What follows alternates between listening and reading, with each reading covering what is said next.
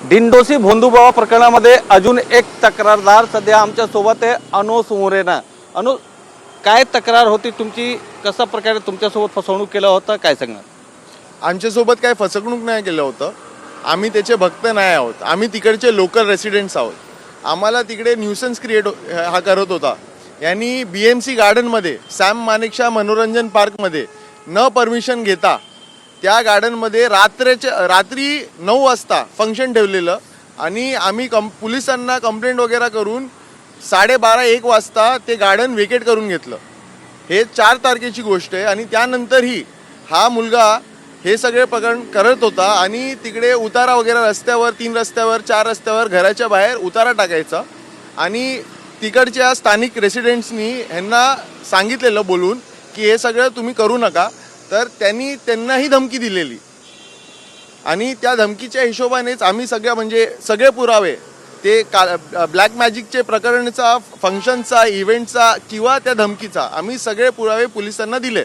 पण कशा प्रकारच्या धमकी देत होतं? तक्रार दाखल केल्यानंतर ही धमकी देत होता का? नाही, तक्रार दाखल केल्यानंतर तो नव्हताच ना, त्यांनी पोलिसनी अटक केली त्याला। पण त्याच्या आधी कशा प्रकारची धमकी देत होता?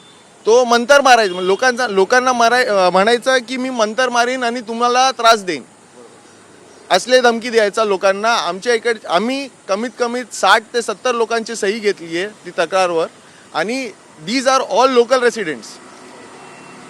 आणि किती दिवसापासून यांच्या हा सगळे सुरू होतं ढोंग?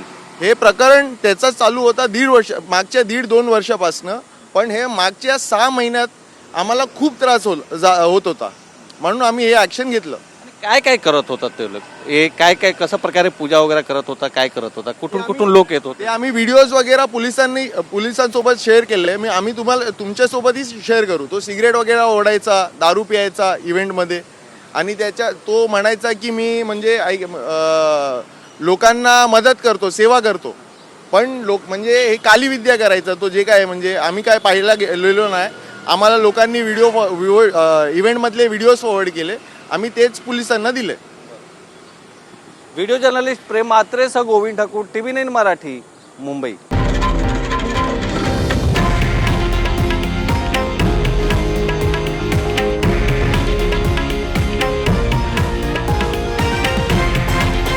हे आहे देशातील नंबर 1 न्यूज नेटवर्क आणि आपण पाहत आहात TV9 मराठी, एकमेव।